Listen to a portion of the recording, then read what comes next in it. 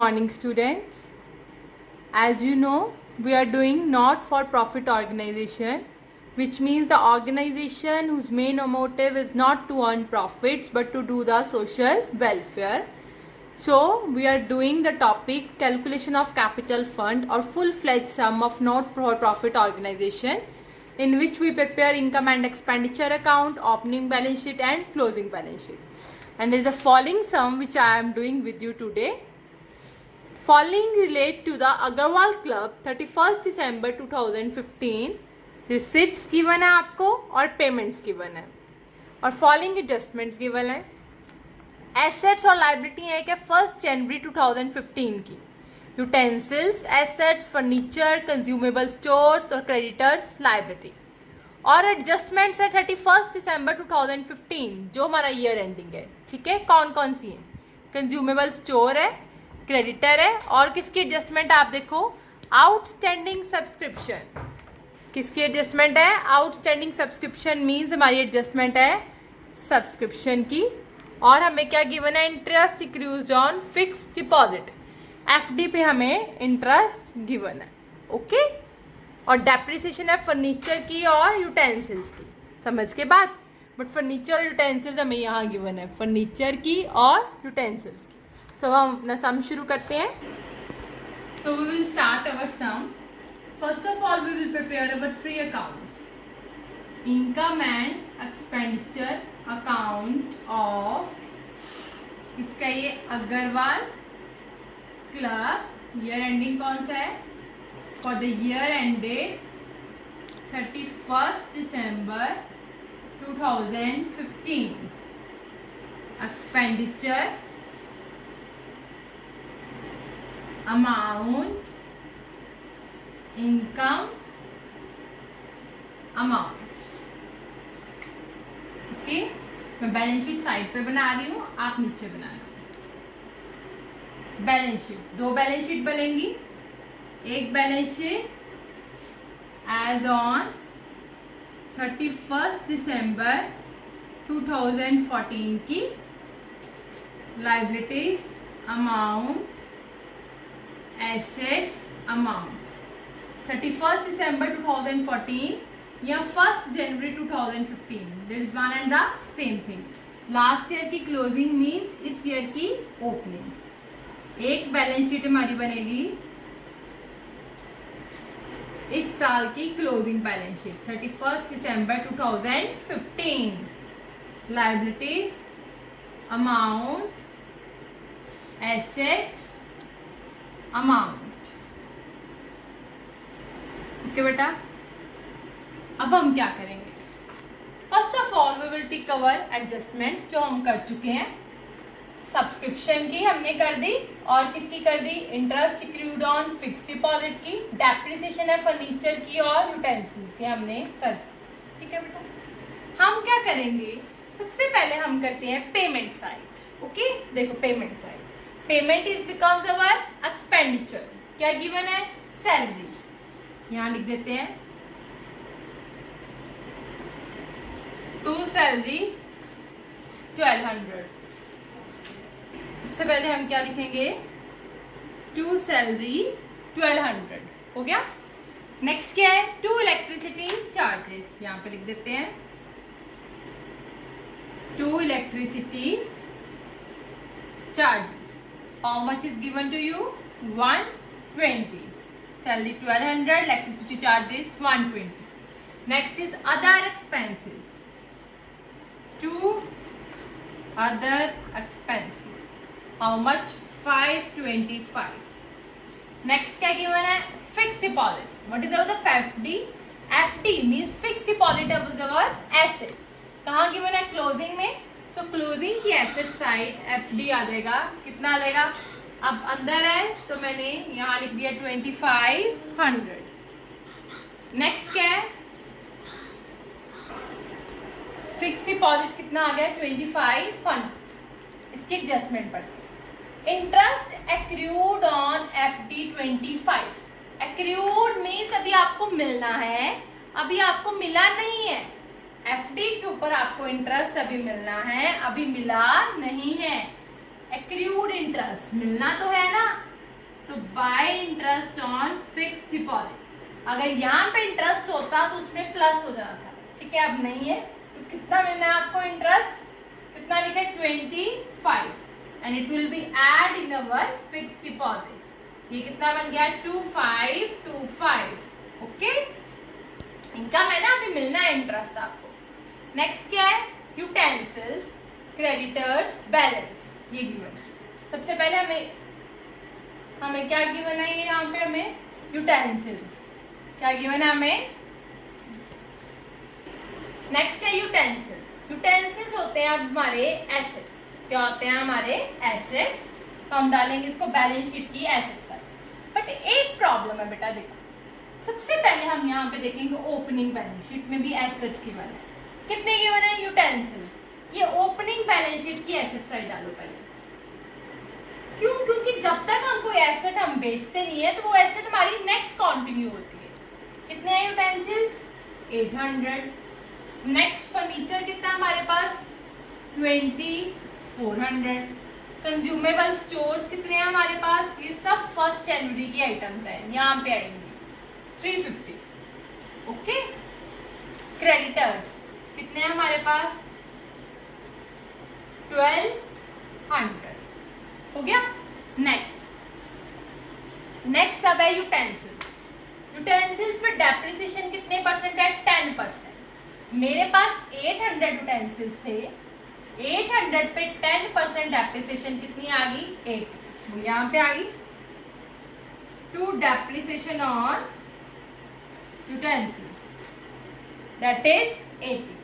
सो आप बताओ मुझे, मेरे पास क्लोजिंग में यूटेंसिल्स कितने हो गए, मेरे पास थे कितने ऑलरेडी 800, मैंने सेल तो नहीं करे, ठीक है, माइनस 80 लग गई डेप्रिसिएशन, तो कितने हो गए मेरे पास यूटेंसिल्स 720, और कितने मैंने खरीद लिए 200, टोटल यूटेंसिल्स कितने हो गए मेरे पास 920, okay done.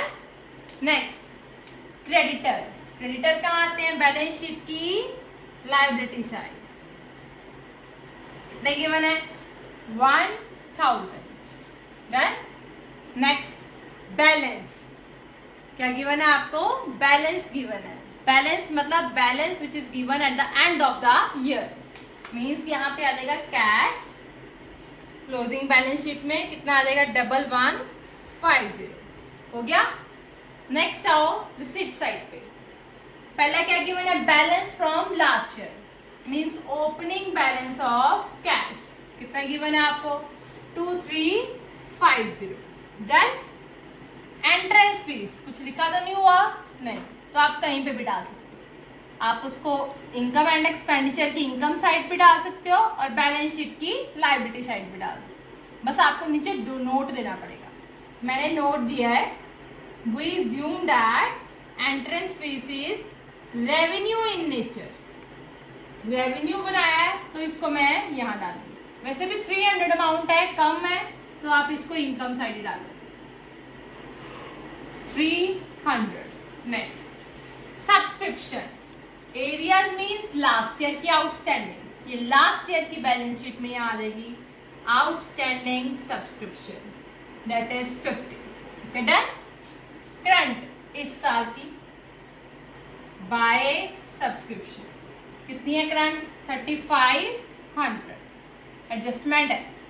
Outstanding subscription of this year, इस साल की आउटस्टैंडिंग है, अभी मिलनी है, अभी मिली नहीं है, कितनी अभी मिलनी है 75, दो ट्रीटमेंट, एडिंग सब्सक्रिप्शन और बैलेंस शीट की एसेट साइड 75, डन। नेक्स्ट क्या है, एडवांस, मीन सब्सक्रिप्शन जो आपने एडवांस में ले ली है, ये कहाँ आएगी बैलेंस शीट की liability side. Subscription received in advance 75, okay. Profit on refreshment, refreshment पे आपको प्रॉफिट हुआ, इनकम एंड एक्सपेंडिचर की income side that is 100। Sundry incomes given है, by sundry income that is 320, by sundry incomes 320। Okay done. अब मैं आपको एक बात करती हूँ, जब तक हम अपने एसेट्स को बेचते नहीं है हमारे एसेट्स उतने ही नेक्स्ट कंटिन्यू होते हैं। जब तक हम अपने एसेट्स को बेचते नहीं है तो हमारे एसेट्स क्या होते हैं, कंटिन्यू होते हैं। क्लियर है मेरी बात? ठीक है, आप देखो ध्यान से, देखो यूटेंसिल्स हो गए, फर्नीचर 2400 स्टार्टिंग में भी था, डेप्रिसिएशन लगी 10%, वो यहाँ आ गई टू डेप्रिसिएशन ऑन फर्नीचर 10% आ गई 240। ओके, तो क्लोजिंग में एसेट कितनी आ गई, 2400 था, 240 आप क्या कर दोगे माइनस। 2400 आपकी एसेट थी जिसमें से आपको 240 क्या हो गया, डेप्रिसिएशन लग गई।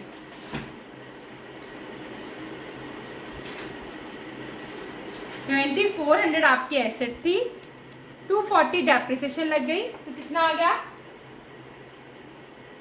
2160। Okay done. आगे देखो, ये हो गया point consumable stores. Opening stores हमारे पास कितने थे 350, क्लोजिंग कितने रह गए हैं देखो 700, इंक्रीज हो गए। ओपनिंग आपने कितने लिखे हैं 350, क्लोजिंग कितने लिखे हैं आपने 750। देखो क्लोजिंग लिखे हैं आपने, नहीं लिखे, आप लिखो यहाँ पे कंज्यूमेबल स्टोर्स कितने आ जाएंगे 750। ओके, जो एडजस्टमेंट रहेगी है वो अब हम कर रहे हैं।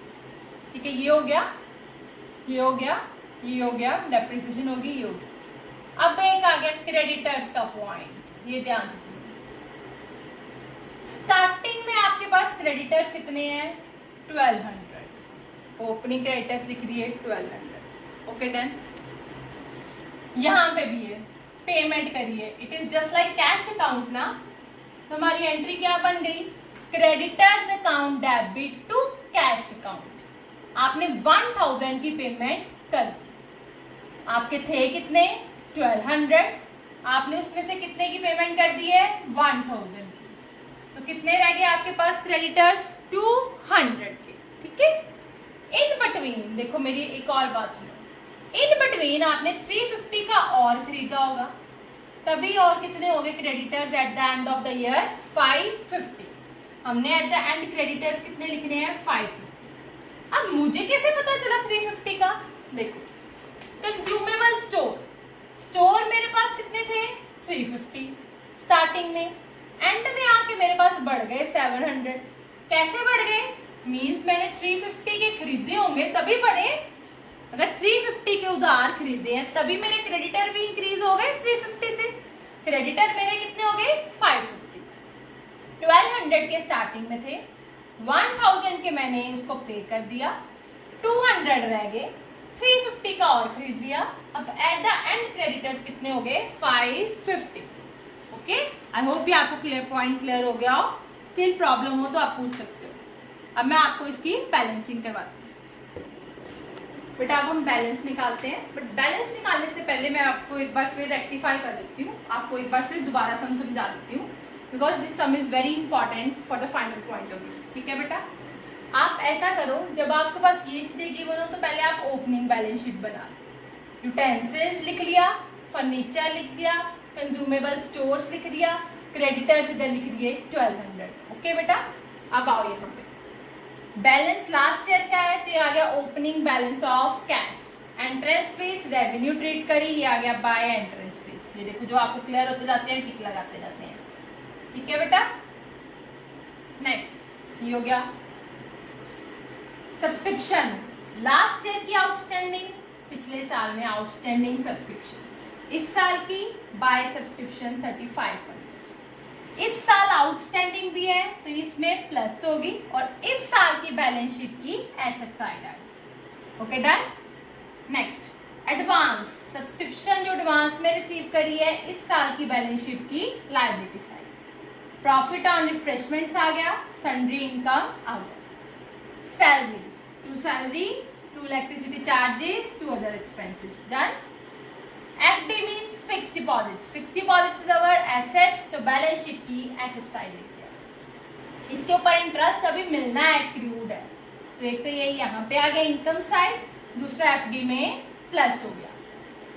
क्रेडिटर्स का पॉइंट मैंने आपको बता दिया कि स्टार्टिंग में मेरे पास क्रेडिटर्स थे 1200, 1000 को पेमेंट कर दी, कितने रह गए 200, बट द एंड में क्रेडिटर्स कितने गिवन है 350, इट मीन्स 550, इट मीन्स 350 का हमने कुछ और परचेज किया होगा।